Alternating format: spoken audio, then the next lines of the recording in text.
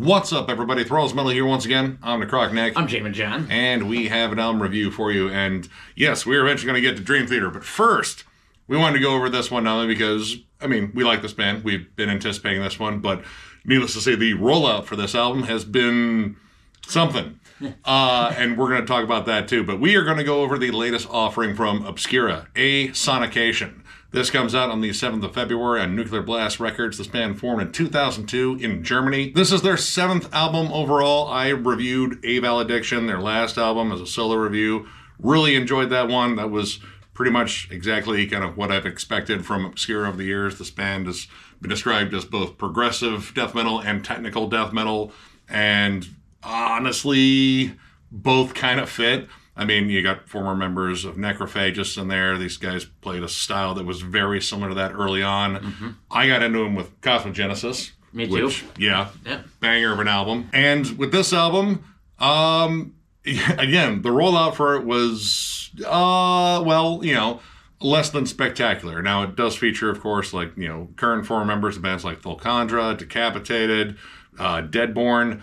But, more notably, this album features an entirely new lineup that was assembled last year outside of, main project frontman Stefan Kummer. I don't know how to say your name. So needless to say, I was kind of curious about this one. And then, some articles were published not too long before this was released, to the point where I was kind of wondering if this release was going to get blocked. But here we are. We definitely listened to the album, and we're going to go over it, and then we're going to talk about some other stuff later. Yes, and, similar story for me. Got into them with Cosmogenesis. I had the last record of Valediction on my year-end list. I've been a fan of this band for a while. When Necrophagist folded and this band came out, they said, hey, we're like Necrophagist, and I said, okay. But yeah, a little bit of controversy behind this record, and we're going to just dive into it. And we've got a fairly new lineup here, actually a totally new lineup, minus Stefan, whose last name I'm not going to say. And then we have Mr. James Stewart on drums.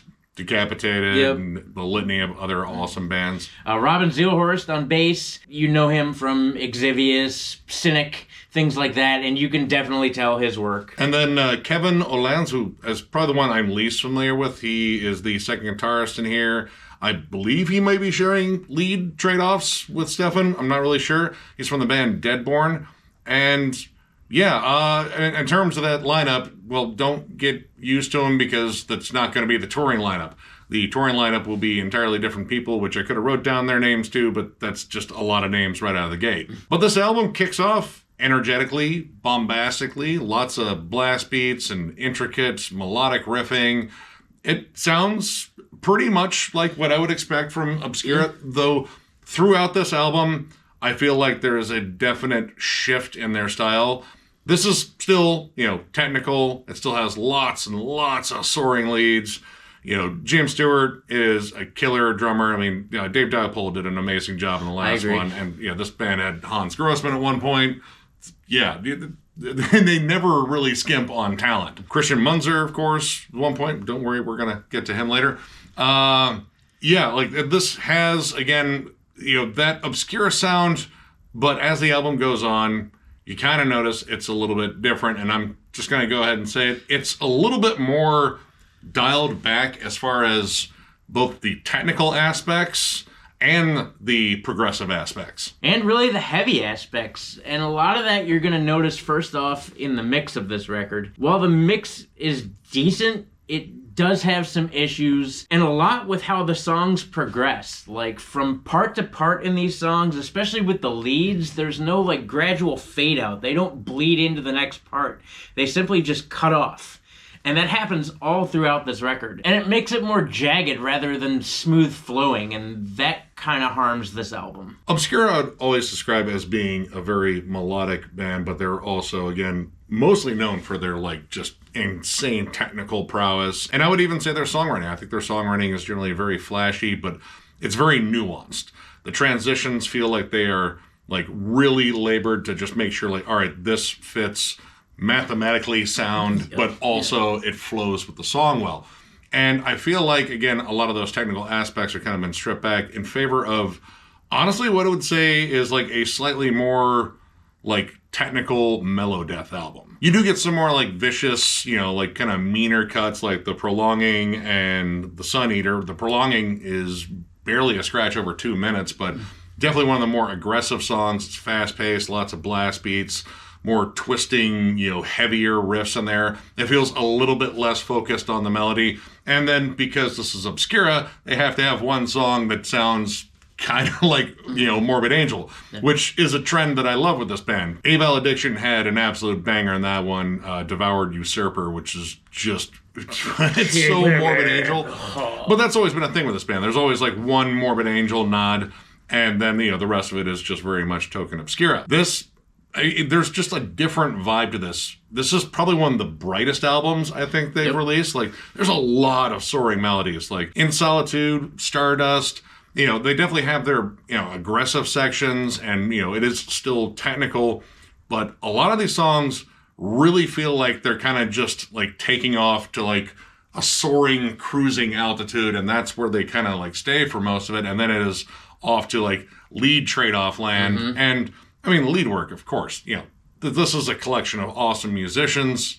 There's awesome lead work. Maybe not as, flashy as when Christian Munzer was in there, but that's still not, really knocking any of the lead playing here. It's all really awesome.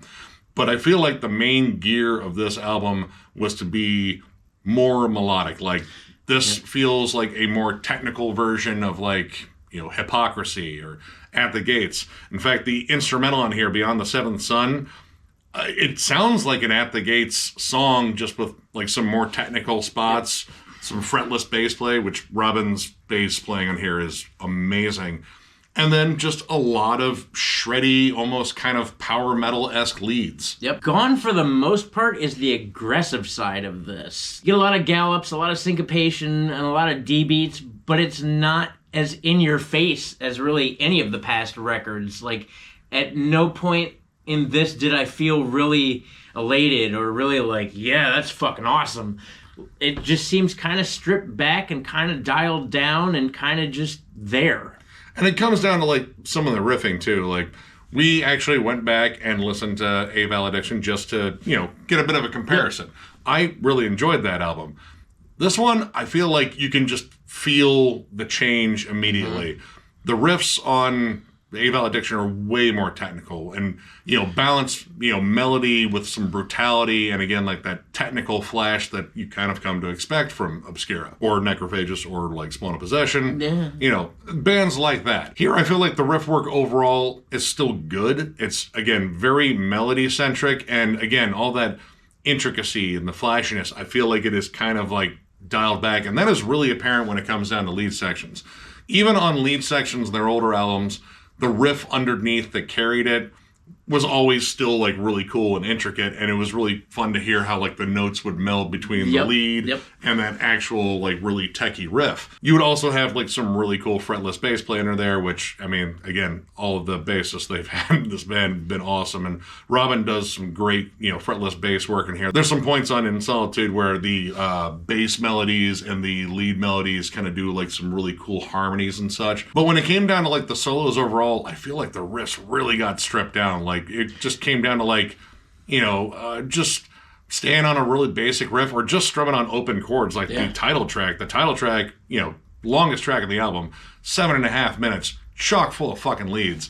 But when the leads come on, I feel like it's just some very plain strumming. Yep. The riffs overall, I think, take a back seat to the lead play. And when the leads do come in, and this is another gripe I have about this record, when the leads come in at any given time, they are right out there, right in front, right in your face, and they bury everything else. And it happens almost every time. It was one of my immediate complaints about the record. Like, the leads are good. I get it. This band is musically talented. Even in a member switch, this band is still grossly talented as musicians. But the leads, A, were kind of stripped down themselves and kind of carried the same vibe from song to song.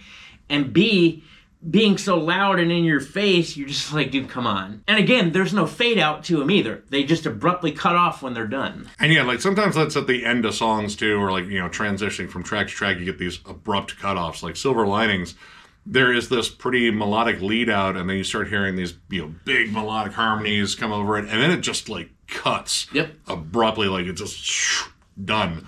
And part of that makes me wonder about, some other stuff that we'll talk about later. But, like, in terms of, like, some of the setups on some of these songs, like, I feel like there's, like, some harsh cutoffs here. Like, this might have been a little hurried at points. But to the leads, yeah, they're all good, but they all kind of have the same character. Like, part of that, again, might be due to the fact that there's no Christian Munzer in here, which that dude is just an absolutely insanely talented guitarist. Savage. Dude's amazing.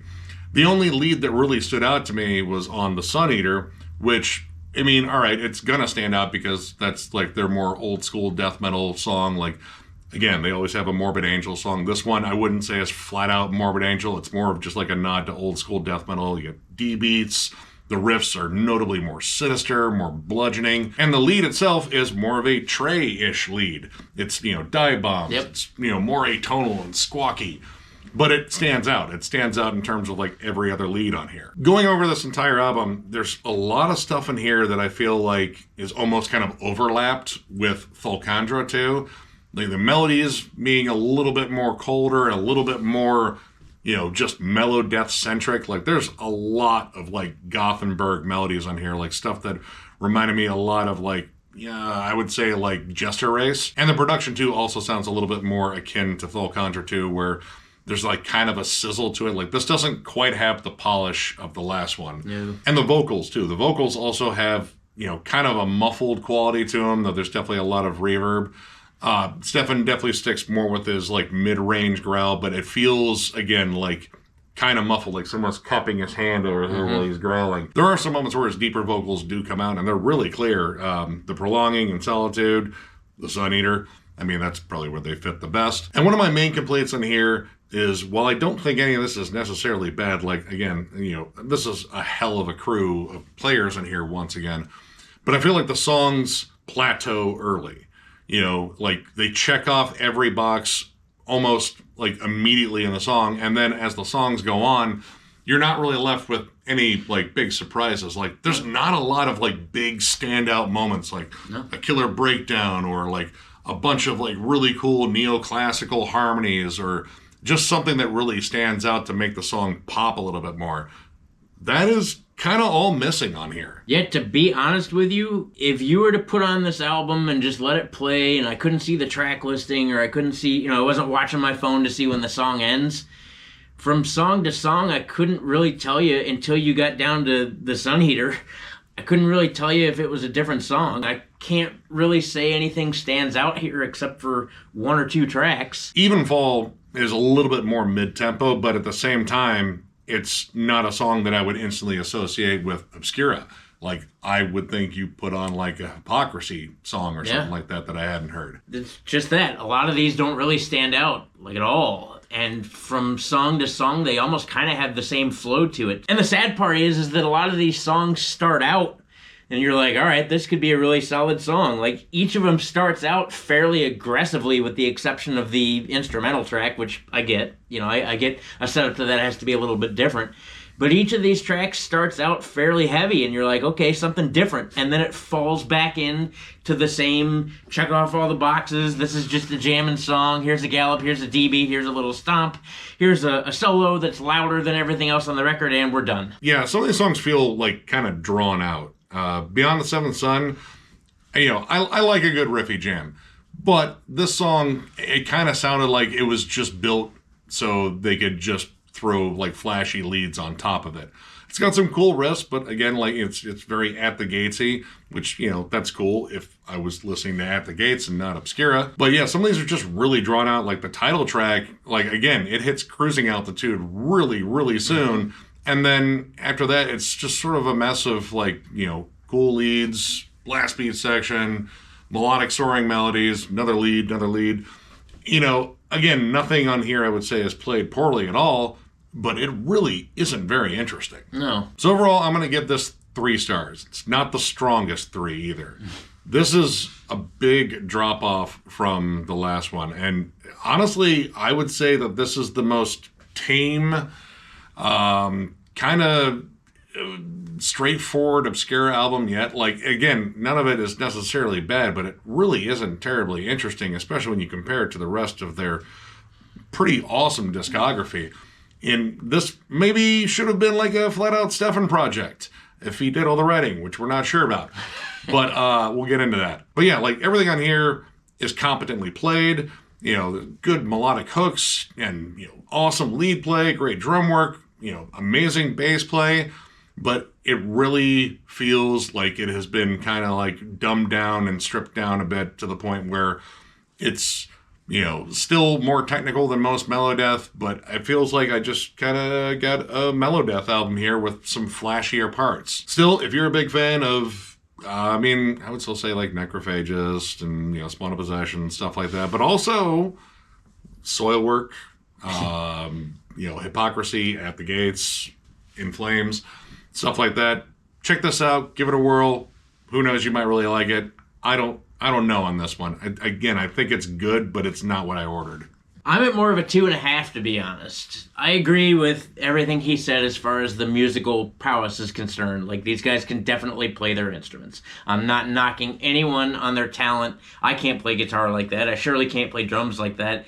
I can't even fucking play bass, so there we are. But me not being able to do that doesn't make this any more entertaining. Like, to be honest with you, I was bored. From song to song, again, there's not really a change in structure. They're not bringing anything new to the table. The mix of the leads kind of pissed me off, to be honest. Again, they're great leads. They're very in your face, but they drown out the rest of what's going on in the background. Even the riff work in here I thought was kind of basic for this band. Yeah. I shouldn't say basic overall. For this band specifically, I didn't feel like anything had a real punch to it. Even the mix of the riff work is kind of muffled a little bit, along with the muffled vocals. Like, again, with leads drowning so many things out, you're just like, dude, all right, whatever. But that happens in so many songs. Outside of songs like The Sun Eater or The Prolonging or The Stardust, which I thought was a little bit more dynamic at least, there's not a whole lot going on here. I was just kind of bored. It definitely was not what I expected coming from Obscura. Still, nonetheless, if you like Obscura, if you like Necrophagist, if you like Spawn of Possession, if you like In Flames, probably, I don't know, give this a whirl for yourself. You don't have to listen to us, but this record actually was just not for me. Yeah, I would say, like, with this band, a certain standard wasn't met, and this band has been very consistent throughout their career of, like, delivering solid tech death. Yeah, it just wasn't what I thought it was going to be. I was prepped for a solid tech death record with heaviness and interesting parts, and that's not what I got here. And, well, that kind of leads into the controversy around this one. You know, baseline, if I had heard this, I would have figured, hey, this was like a Stefan Kummer solo project or something like that. But before this dropped, you know, when the singles came out, all of a sudden, some of their ex-members spoke up, or at least collaborators. Alex Weber and Max Phelps of Wait and Christian Munzer. And they claimed that, I believe it was in Silver Linings, some of the stuff that they wrote when they were, you know, in the band or collaborating with the band still were used without their permission by Stefan. So there was a whole long period of all of them calling out Stefan, and then Stefan finally gave an interview after that, which he gave out a lot of non-answers. He seemed very dismissive. He didn't address any of the claims really directly. He just kind of brushed it off and kind of went into them like, well, it's like sour grapes or something like that. And because I picked this up, I wanted to see, you know, all right, let's see if there's any writing credits actually handed out. And no, all writing credits are Stefan's. Lyrics and music. Every last bit. It's all in the liner notes. There's no other credits really given, I believe. And yeah, it kind of makes me wonder if, you know, Stefan pulled some dirty shit. I know the reaction to it has been widely negative in terms of, like, negativity being hurled Stefan's way. And, I mean, if it's true, which, you know, I don't know, we'll see. I was kind of wondering if this release was going to get blocked. Because Christian even said that if, you know, Nuclear Blast released this, they're almost kind of complicit in it. But it did come out. And I kind of wonder maybe if anything was settled out of court. And, you know, at the same time, listening to it, this does sound like Stefan's writing. It does. Like, you compare this to the stuff with Christian on it, and it's pretty different. Unless, like, all the moments I really, really enjoyed with the more technical flair to it were all of Christian's things that were kind of spliced into this decent album. I don't know, like most of this kind of just sounds like stuff that Stefan would write, and again, it kind of carries over to like, you know, Fulcandra too a little bit. But I don't know. I don't know on this one. You can tell it is missing Christian Munzer. Or is it? Or is it, right? Like, and if it isn't, I have more questions because it's missing Obscura. This actually doesn't really, to me, sound like Obscura. There are some Obscura moments in this record for sure, but it sounds like something different. Maybe Stefan did rip off a part of one song, maybe, I don't know.